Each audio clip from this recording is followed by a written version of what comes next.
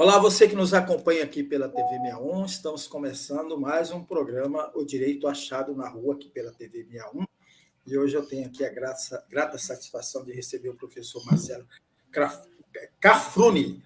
O professor Marcelo Cafruni ele é graduado em Direito pela Universidade Federal do Rio Grande do Sul e mestre em Direito pela Universidade Federal de Santa Catarina, doutor em Direito pela Universidade de Brasília, professor adjunto da Faculdade de Direito da UFRJ, de Rio Grande, né? Faculdade de Grande, onde coordena o projeto de extensão Assessoria Jurídica em Conflitos Coletivos por Moradia e Meio Ambiente. É professor também nas disciplinas teóricas de Sociologia Jurídica e de Direito Urbanístico nas disciplinas de Prática Jurídica Social no Escritório Modelo de Assessoria Jurídica EMAJ. É isso mesmo, professor? Como vai? Tudo bem?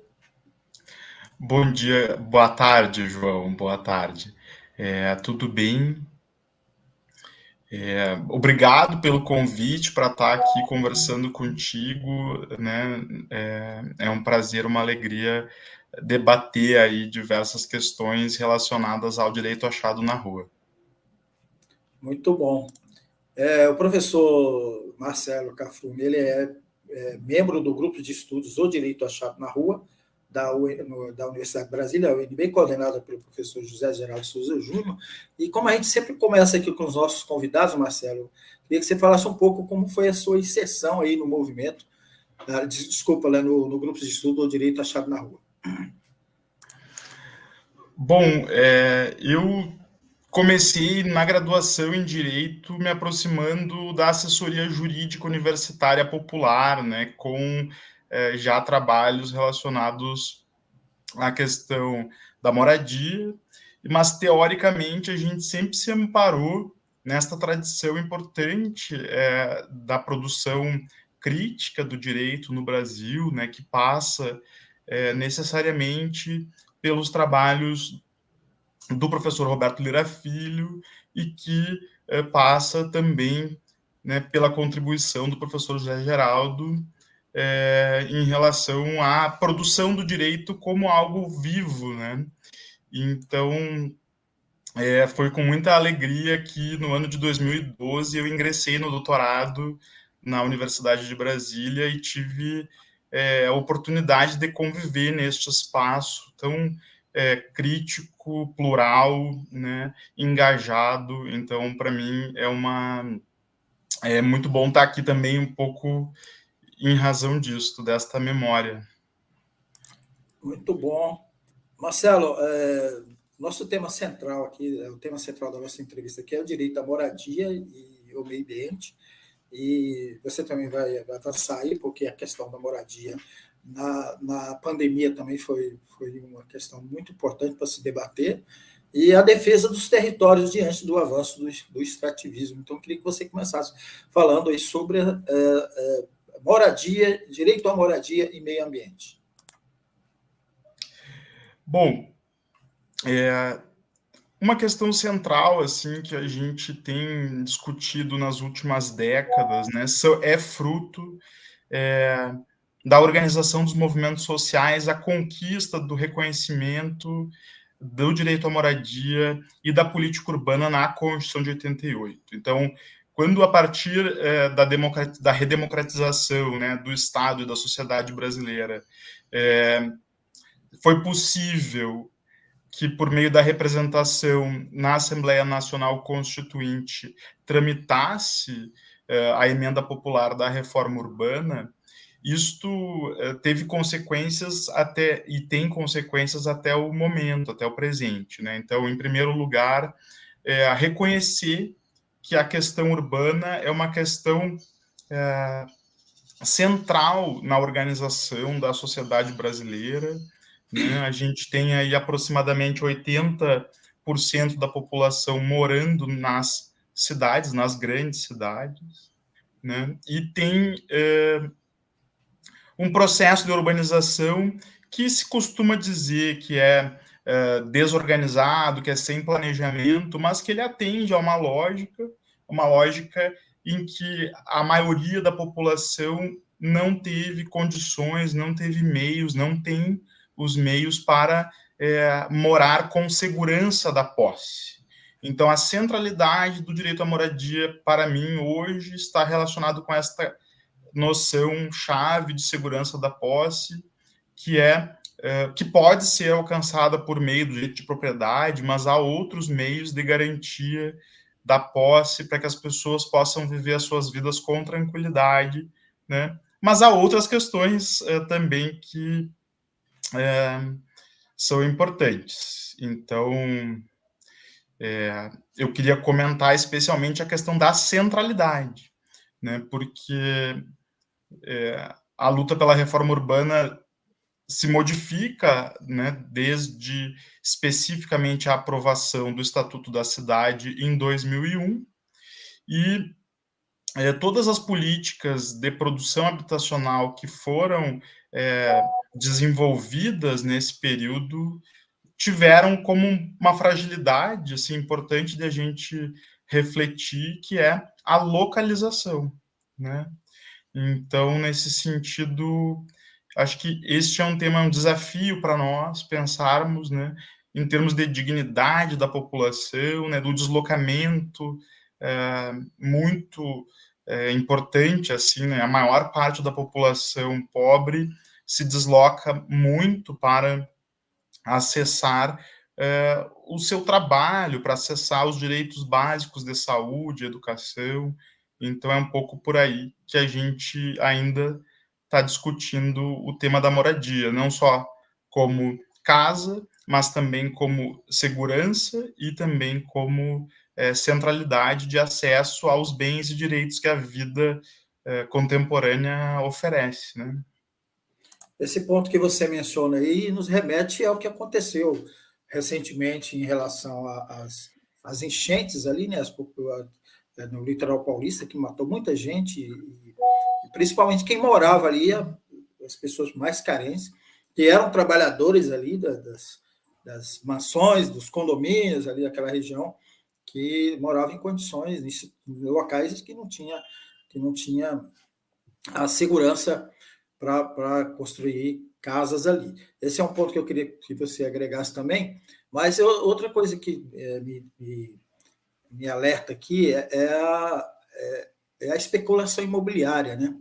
Você tem ali, geralmente, aquela grande elite das cidades, que tem áreas que antes era fazenda, que vai à expansão urbana, e fica ali para especulação. É interessante, tinha uma época que eu acompanhei muito isso, fiz muita matéria sobre isso, da localização das universidades, Marcelo. Elas ficavam localizadas muito afastadas para valorizar aquelas.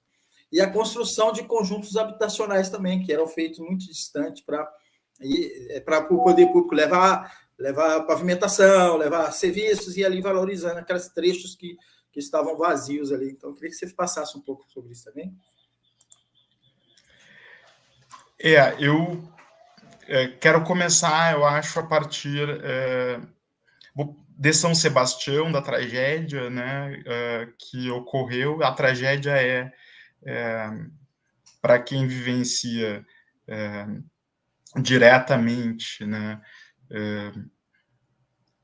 irrecuperável, né, não há ponto de retorno aí, né, em relação a isto, e isto não é uma tragédia natural, né? Temos dito isto com frequência, os urbanistas, os ambientalistas têm alertado para essa questão frequentemente. Então, qual é o ponto que não é natural, né? Bom, em primeiro lugar, a gente tem que isolar aqui o tema do aquecimento global, que é, né, das mudanças climáticas, que é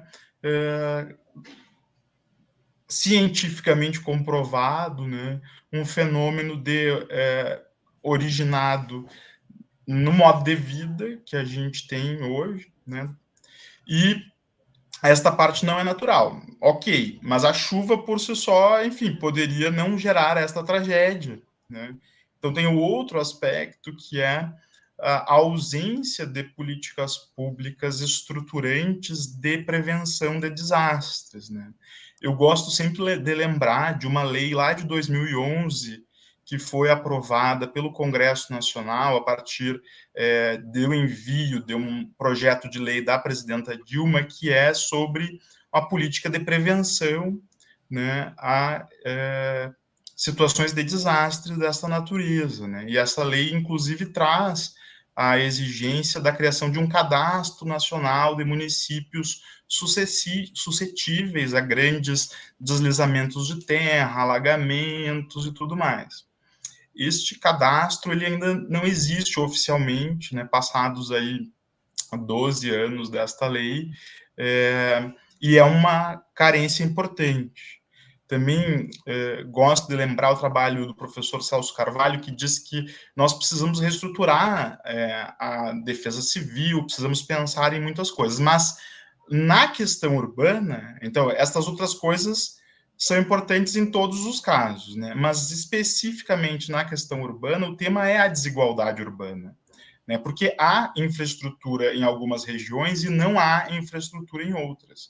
Então, a centralidade da questão urbana no Brasil é a desigualdade estrutural que atravessa aí séculos e que tem daí a outra questão que tu traz, né? A questão do nó da terra, né? Como, enfim, a professora Hermínia Maricato trazia, né? Dizendo que a questão é fundiária, né? O nó da terra, a professora Raquel Ronick também discute este conceito no sentido de dizer, bom, o Brasil ele é constituído ainda de um regime fundiário herdeiro do período colonial e escravocrata. Então, não é por acaso que nós temos uma maioria não proprietária e uma minoria proprietária de grandes latifúndios, sejam rurais, sejam urbanos. Então, isto é algo que a gente precisa enxergar, né? Quando foi aprovado o Estatuto da Terra, o tema do módulo rural e tudo isso exigia atualização, por exemplo, né? E é uma questão que a gente ainda pode e deve discutir na questão rural. Mas, bom, vou me delimitar na questão urbana, que nós podemos falar, sim, de latifúndios urbanos, de grandes áreas, ou de proprietários. Mudou um pouco a dinâmica, né? Não é tanto pelo tamanho da área que as pessoas ocupam, mas sim pelo volume de imóveis que elas têm nas cidades, né? Então, são grupos pequenos de proprietários de muitos imóveis que, por meio do seu predomínio nas cidades, né, eleva o valor do mercado imobiliário, dos aluguéis, eleva o valor da construção de imóveis. Então, existe uma dinâmica bastante perversa, né? Porque não há reserva de terra para a ocupação por parte dos trabalhadores e das trabalhadoras, que são aqueles que no seu dia a dia garantem, né, que todos possam viver na cidade, seja porque são as pessoas que, enfim, são as pessoas que garantem o funcionamento de tudo, mas independentemente disto, nós não podemos pensar a ideia de direito à cidade sem pensar que ela seja um espaço democrático. Então, aqui nós estamos falando ainda da necessidade de instituir uma república democrática, né, em que todos tenham acesso a esses bens e direitos de que eu falava no início. Marcelo, a gente vai falar ainda sobre meio ambiente relacionado à ocupação urbana, a gente vai falar também de territórios e extrativismo, mas eu queria avançar um pouquinho mais nisso aí. Nós tivemos durante muitos anos, até os governos progressistas de Lula e Dilma, nós não tínhamos, né? Tivemos lá atrás o BNH, mas a gente ficou com um espaço aí na história do Brasil, nesse período aí, sem política habitacional, praticamente, sem política habitacional.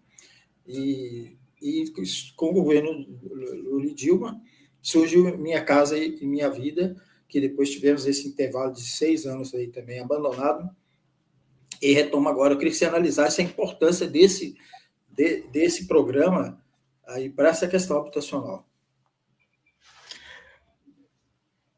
Bem, de fato, o Minha Casa Minha Vida é um programa de proporções inéditas assim na história do Brasil, tá? E também com foco específico para o que se convencionou chamar de a faixa 1, né, que a base da pirâmide social brasileira, né?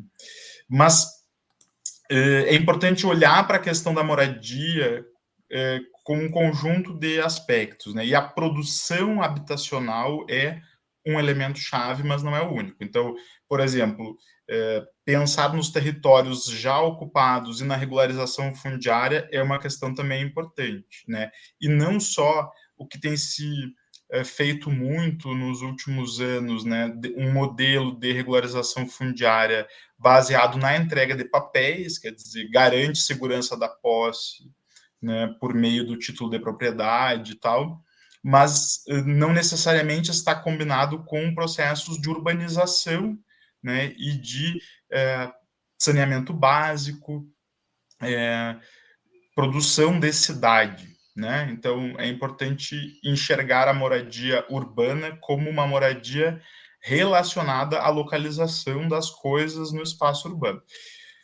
De qualquer forma, existe um déficit habitacional, né? As pesquisas do IBGE, Censo e PNAD são importantes para a elaboração desses estudos. A Fundação João Pinheiro realiza frequentemente a sistematização desses dados e apresenta, né, o perfil do déficit habitacional no Brasil. Esse déficit está relacionado a diferentes causas, e, bom, uma delas é o comprometimento do salário, da renda familiar com aluguel. Esse é um critério, né? Outro critério é moradias precárias.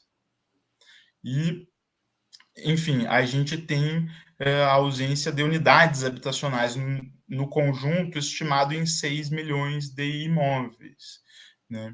Então, o Minha Casa Minha Vida produziu este volume, mas a dinâmica social brasileira, a reconfiguração das famílias, tudo isso gera, né, uma situação, e o refinamento desses dados também mantém este patamar de 6 milhões, mais ou menos, de déficit, né, de imóveis, de moradias necessárias, né?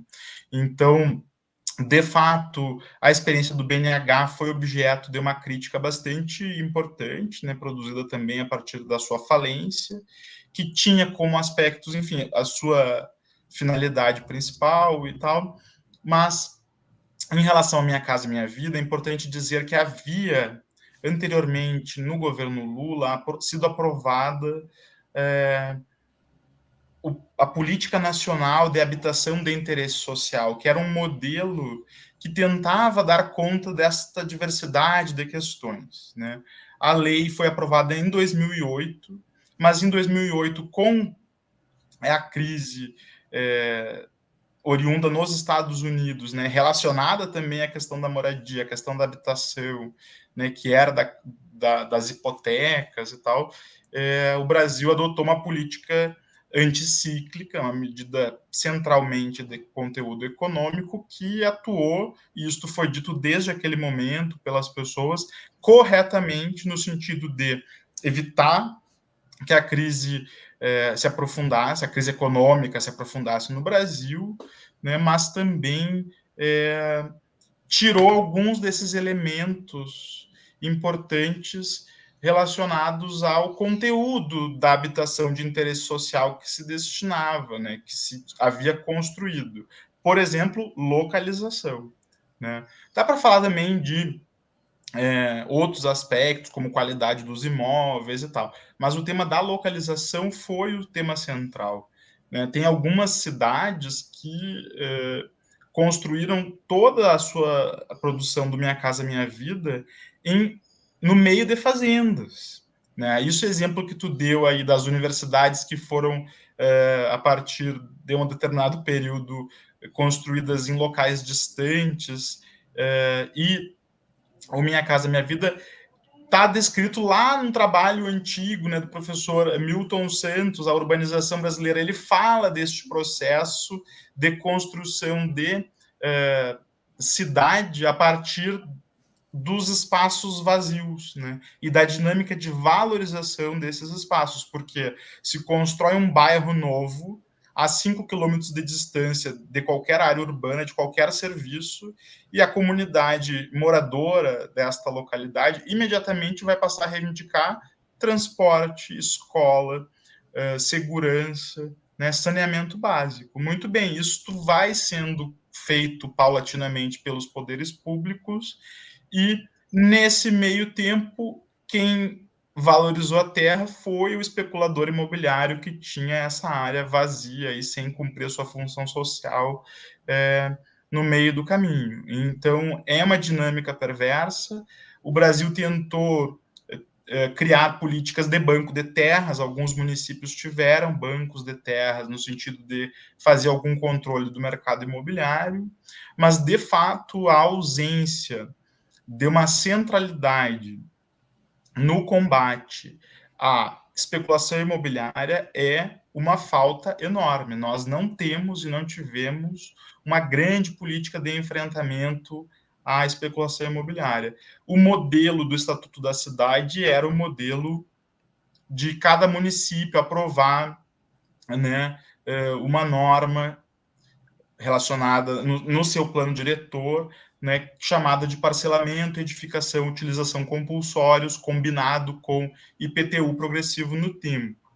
Né? Foram pouquíssimos municípios que tiveram a capacidade de trabalhar com este tema, e isto, no todo, não fez diminuir a especulação imobiliária e não reduziu efetivamente, ou não contribuiu na redução do déficit, né?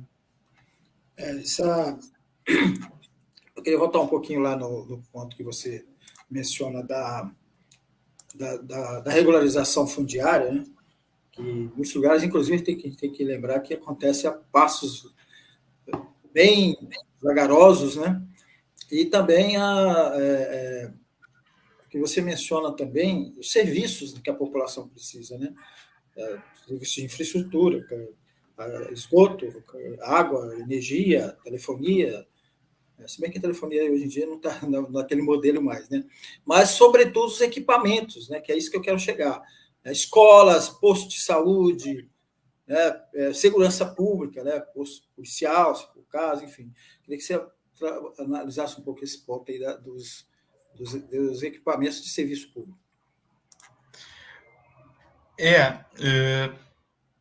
Eu penso que a centralidade assim da produção habitacional hoje deveria ser localizar moradias nas regiões centrais, que é muito contraditório que a gente tenha uma cidade permanentemente em expansão territorial, né, que aumenta todos os custos, porque, veja, para falar de uma coisa que é consensual, assim, né, segurança pública, todo mundo quer viver numa cidade segura, e segurança é cobertura territorial.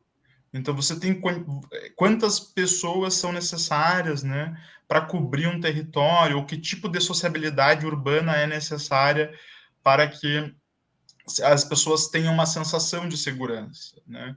Então, certamente, os vazios não colaboram aí, e também uma cidade muito grande, territorialmente, também é um problema. Mas é importante enxergar para os centros urbanos que, nas cidades mais antigas, se esvaziaram, porque as classes médias saíram do centro, né?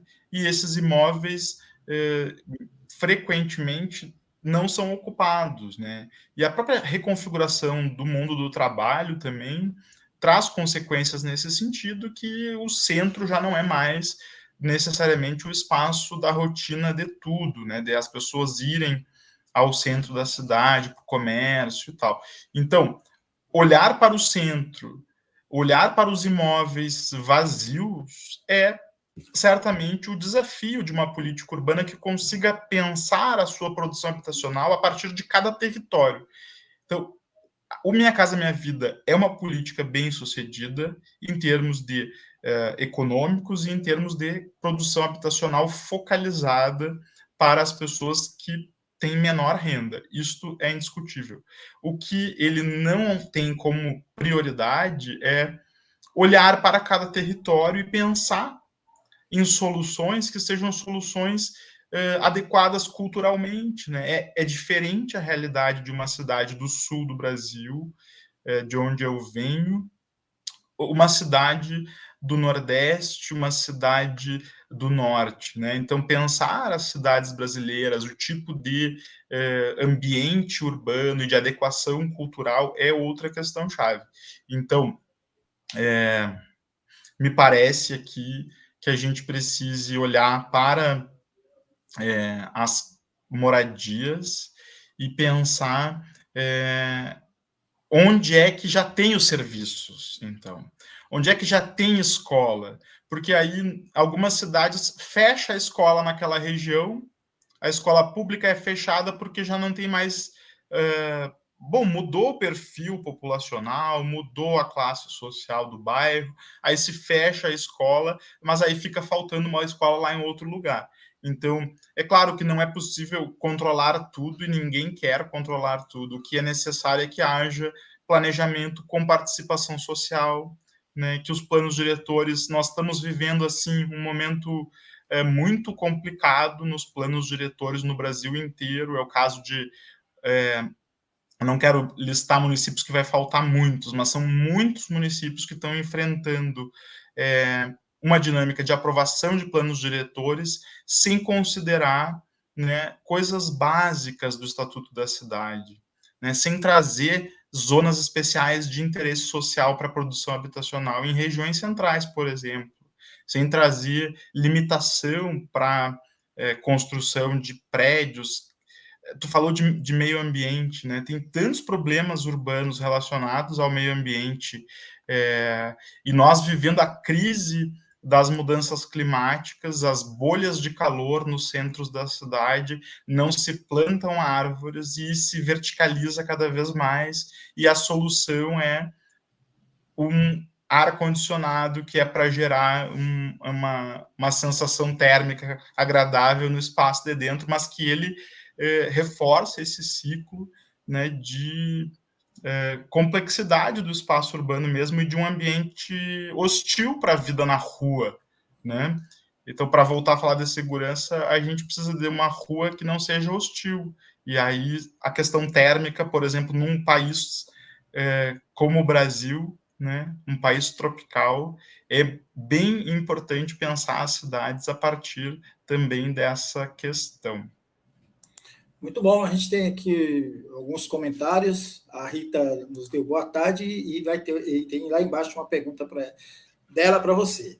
O professor José Geraldo vem aqui, pauta importante, João, porque o direito de moradia é um carrefour para a compreensão do jurídico.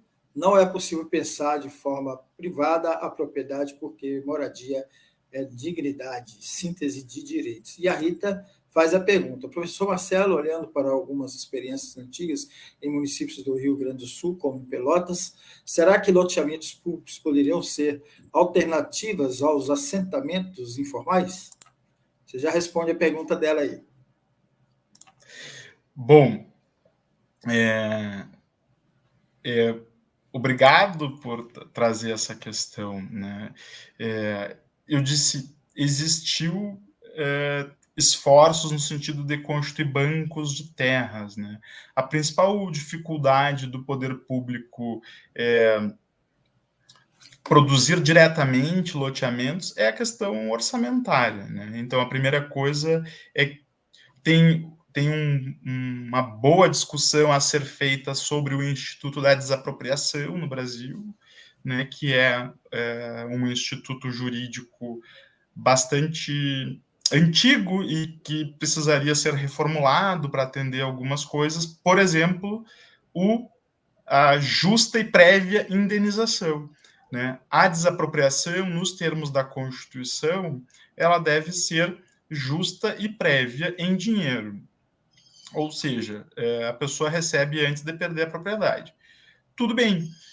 A questão é, o que é justo para desapropriar um vazio urbano, um imóvel urbano que não cumpre a sua função social, né? É necessário trazer isto para a análise num caso de desapropriação. Então, tentando responder, primeiro tem que ter a terra, Rita, e aí, tendo a terra, é possível sim fazer loteamentos públicos, né? Me parece que o caso de Brasília seja, eu não conheço profundamente, mas seja um exemplo que a gente poderia pensar, né? Porque Brasília era tudo área pública, né? Aliás, de alguma forma no Brasil tudo era público antes de ser privatizado pela Lei de Terras de 1850. Mas aí é uma história mais comprida.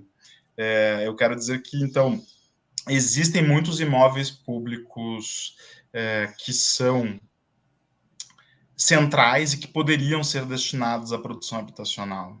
Aí nós precisaríamos só juntar isto com o orçamento, né? Uma solução talvez mais interessante do que o poder público executar diretamente a construção de loteamentos, porque despende muitos recursos, é pensar na solução, por exemplo, que foi elaborada a partir da articulação dos movimentos sociais do Minha Casa Minha Vida em entidades. Então, foi um orçamento muito reduzido comparativamente ao volume mais geral, assim, se eu não estou enganado, em torno de 2% do orçamento do Minha Casa Minha Vida foi executado na modalidade entidades, e os relatos são muito importantes no sentido de produções de moradia com mais espaço interno, com projetos mais interessantes para as comunidades, né? O fato de que gera emprego e renda diretamente para as pessoas que vão produzir um espaço e que vão morar neste mesmo espaço, né, com frequência. Então, existe aqui um espaço para a gente produzir soluções das mais diversas. Eu acho que o que eu não estou fechado é para apresentar uma solução única, né? É isso, o Brasil é muito diverso culturalmente, as pessoas têm condições, quem sabe construir no Brasil, né, tem condições de contribuir e pensar em soluções aí para cada cidade, para cada região. Me parece que a gente tem como avançar em diferentes modalidades e combinar loteamento, produção via mercado popular, via movimentos sociais, via Estado. Acho que dá para combinar essa produção, mas é sempre importante trazer o território, né? Onde é essa moradia? Talvez aí seja a questão chave para a gente conseguir pensar esse modelo. Eu acho que a questão que a Rita levanta complementa aqui esse ponto, o último ponto aqui que o professor Geral traz. Não é possível pensar de forma privada a propriedade, porque moradia é dignidade, síntese de direitos. Você quer comentar também? Eu quero, porque tem um texto no volume 1 do Direito Achado na Rua, do professor José Geraldo, que fala morar é direito, né? E é um texto que eu li bem nesta minha época de formação, lá enquanto estudante, e essa questão da dignidade é central, né? Inclusive do preenchimento do conteúdo deste conceito político e jurídico de dignidade, né? O que é uma moradia digna, né? Então, certamente a gente sabe que quando as pessoas não têm saneamento básico, a gente tem um problema aí que pode e afeta diretamente este conceito de dignidade da pessoa, né? Então, é necessário olhar para essa questão a partir desta diversidade, né? Então, uma moradia que não tem saneamento básico, em que as pessoas às vezes têm que passar por um córrego que está poluído com esgoto, não só doméstico, industrial também e tal. Isto afeta o direito à saúde, isso é muito básico, né? As pessoas que não têm condições de se locomover até a escola, que não têm acesso, por exemplo, à luz elétrica e a ter uma geladeira em casa para poder se alimentar, enfim. Então, isso tudo é central, assim. E esta ideia de síntese de direitos me agrada muito, né?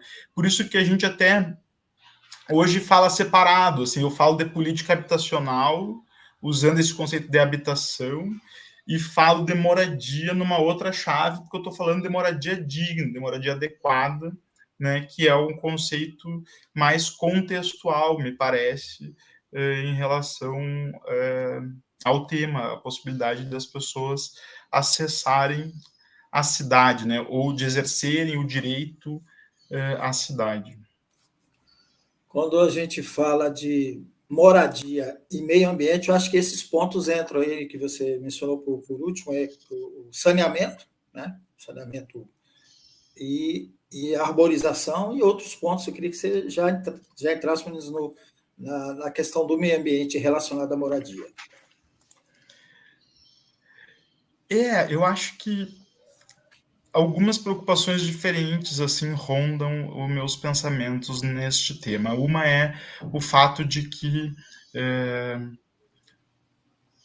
a produção de bairros novos gera uma terra arrasada, assim, né, em relação ao meio ambiente. Então, dificilmente aí nós vamos ter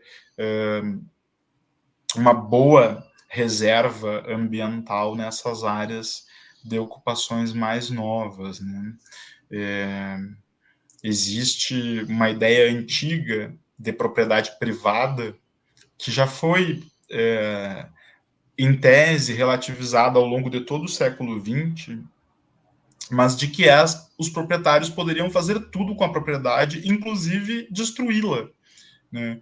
Então, assim, o conceito absoluto de propriedade, lá da Declaração Francesa dos Direitos do Homem e do Cidadão, este conceito, ele nunca foi útil para pensar uma vida boa, para pensar uma vida digna, né? Ele certamente não é o conceito que o direito brasileiro reconhece, entre outras coisas, porque a gente tem, fruto da própria produção social, né, do direito e da organização dos movimentos sociais, um caminho de relativização disso. E a questão ambiental, ela é central aí, né? A gente tem, digamos assim, uma tomada de consciência ambiental por parte, enfim, da burocracia estatal, ou dos servidores públicos, ou dos dirigentes políticos do Estado, ou da academia, a partir dos anos 70, e o Brasil fez coisas extraordinárias em termos legislativos, em relação à proteção do meio ambiente. Então, eu dizia, uma coisa é como é que a gente vive uma vida urbana sem destruir mais o ambiente, né, o meio ambiente natural. A segunda coisa é como a gente transforma as nossas cidades para que elas sejam ambientalmente adequadas, né, para usar uma expressão assim tranquila, que é a arborização, o combate a todo tipo de contágio químico, físico, né, de poluentes urbanos. Quer dizer, existe uma ideia importante que eu gosto do professor Henri Axelrad, que é quando ele discute a questão da cidade como espaço público, ele fala que há um processo de privatização dos comuns, né, do oxigênio, do ar que a gente respira, pela poluição, né?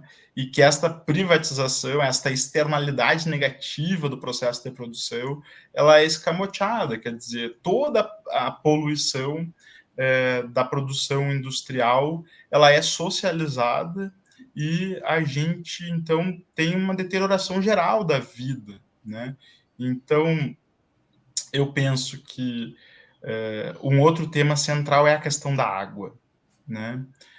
Nós temos cidades que fecham os rios, né? Historicamente, assim, houve muitas obras de fechamento, mesmo de drenagem ou de esconder os rios embaixo da cidade, né? E isso é muito problemático porque está relacionado com esta outra ideia que é os rios, né? Rios e córregos e outros recursos d'água que viraram canais de esgoto dentro da cidade. Né? Então, uma coisa monstruosa, né? De se falar de meio ambiente. É isto.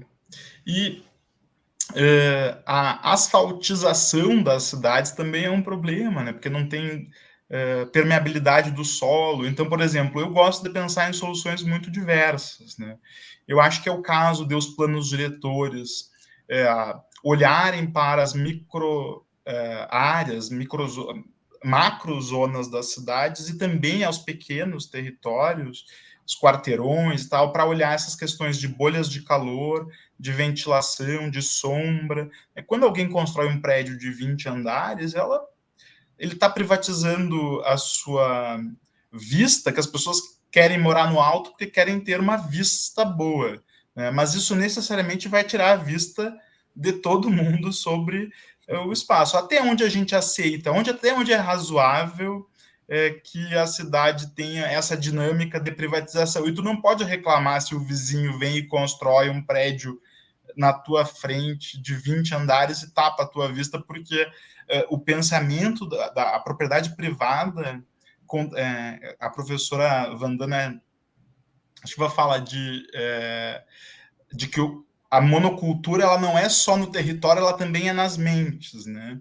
Então, a propriedade privada ela coloniza a nossa sociabilidade de forma que a primeira coisa que a gente pode pensar em fazer é de então se mudar e ir para um outro lugar. Eu vou comprar então o apartamento no prédio do lado para ficar com a vista que eu perdi agora, né? Então eu penso que a gente possa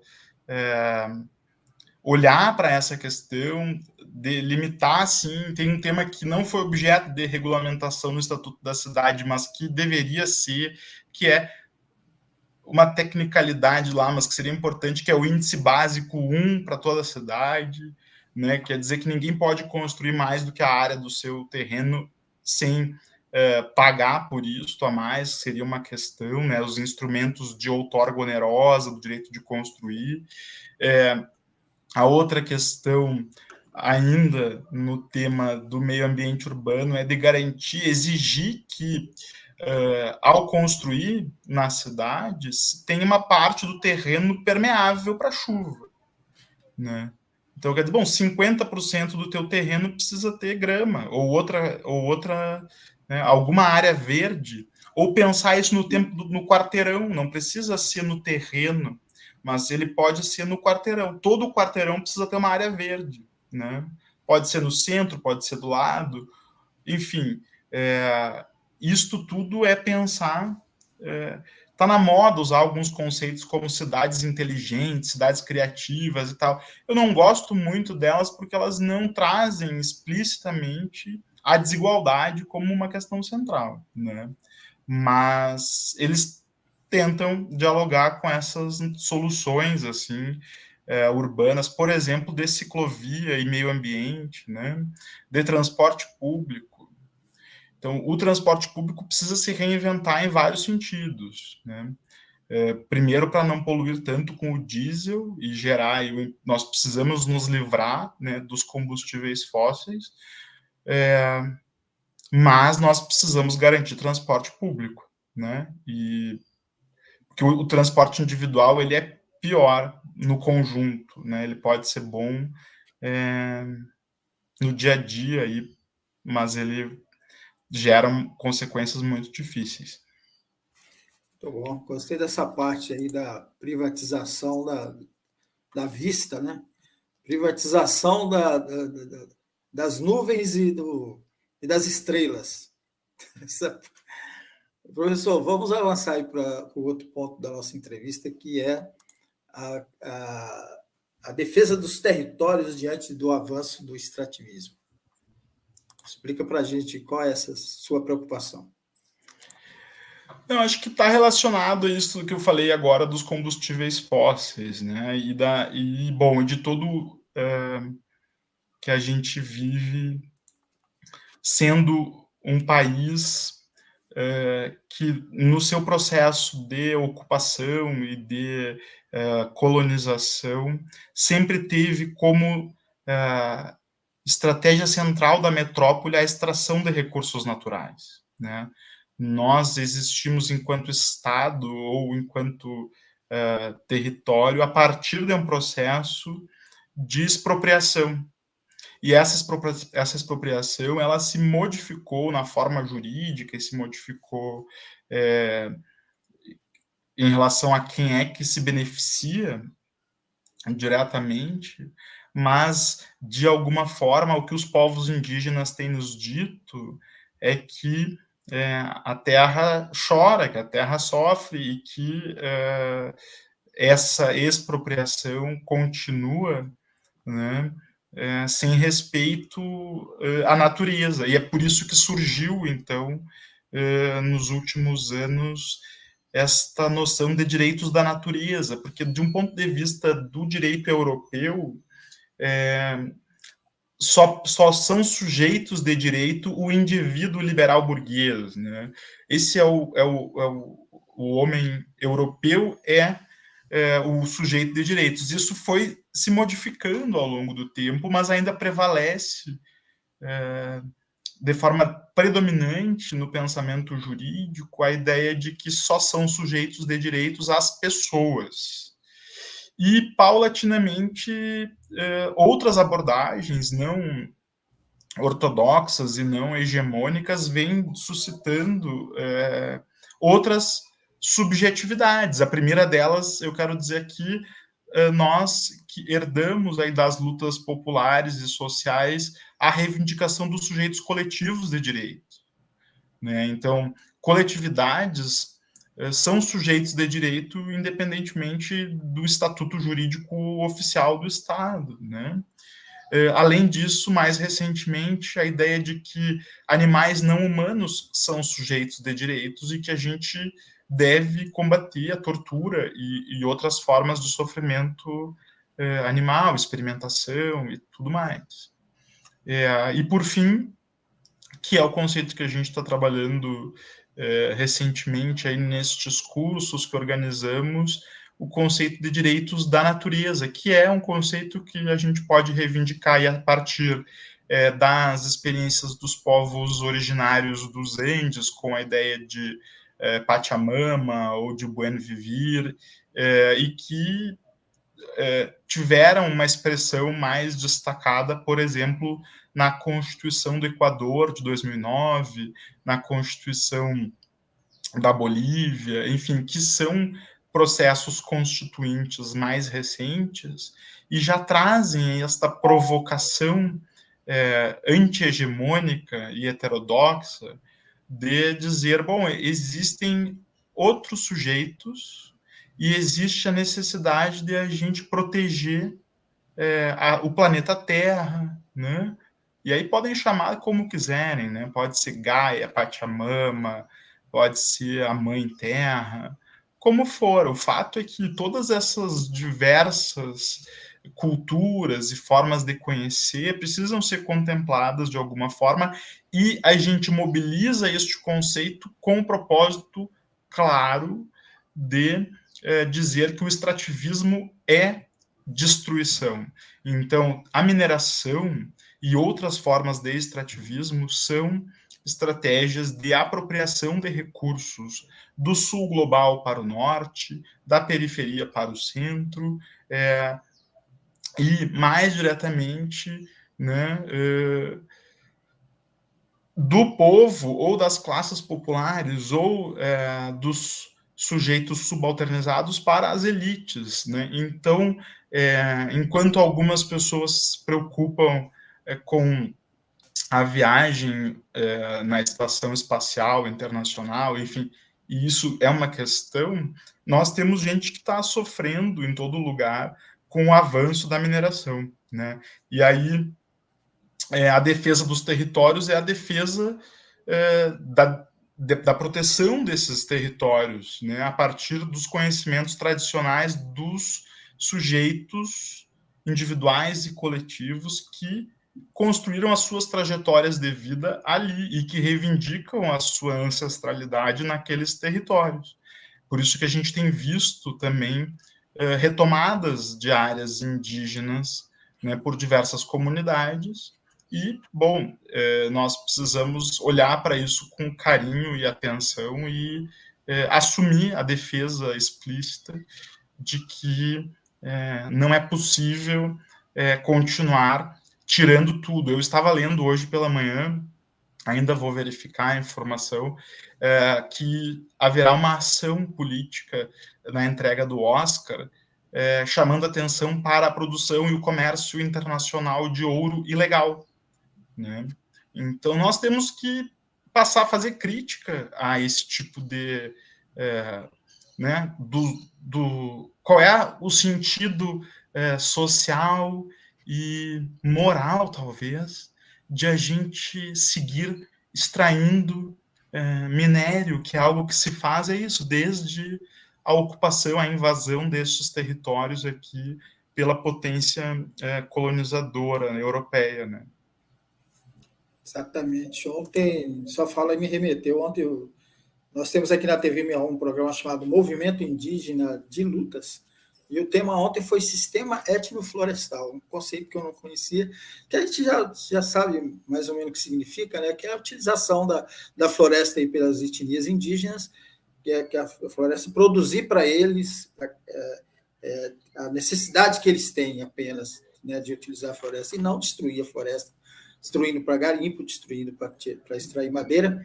Quero pedir você que está nos acompanhando que se inscreva aqui na nossa TV 61, que dê o joinha aí, compartilhe o vídeo e pedir para o professor Marcelo Cafrune para fazer suas considerações finais.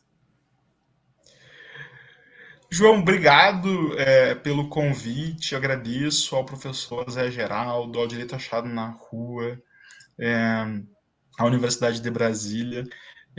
Eu creio que a gente está vivendo um momento de enfrentar alguns dos nossos legados históricos mais tristes, assim. Então a gente tem uma tarefa enorme como agente político, como servidor, como trabalhador, que é a de olhar para a experiência mais recente e todos os dias combater toda forma de violência e de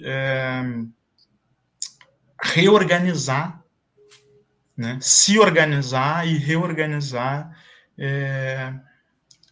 toda forma de coletivo que permita incidência no espaço público, né? Não existe um jeito ou uma organização adequada para todo mundo, né? As pessoas têm as suas associações de bairro, as suas associações profissionais, as suas comunidades religiosas, as suas comunidades culturais, e é o caso de a gente se organizar para, de alguma forma, contribuir neste momento que é histórico, que é a possibilidade de derrotar, né, as forças mais violentas e autoritárias que a gente viveu em período democrático, né?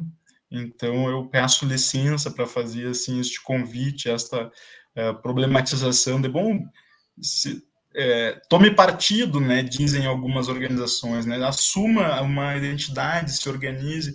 É muito difícil para quem trabalha muito, como eu dizia, a questão urbana é uma questão que passa também por aí, né, a despolitização das nossas vidas passa também pelo fato de que muita gente precisa passar muito tempo se deslocando e trabalhando e não tem tempo para uma organização, exceto, às vezes, frequentar o espaço de conforto espiritual, né, que é legítimo, e que a gente precisa enxergar para isso com tranquilidade. Precisamos, então, tentar melhorar a vida de todo mundo para que as pessoas tenham mais tempo livre para ler, para se organizar, para o ócio, para o lazer, né? Então, tudo isto é algo que se promete como possibilidades na cidade, mas que se entrega parcialmente e precariamente para a maioria, né? Então, obrigado de novo. Eu espero ter conseguido, enfim, ser claro em alguns momentos aí na conversa contigo. Foi muito bom, super claro, super tranquilo. Agradeço, Marcelo, excelente entrevista aqui, nosso programa O Direito Achado na Rua, aqui pela TV 61. Agradeço também você que nos acompanhou. E a gente volta na semana que vem com mais uma entrevista. Um abraço para todo mundo.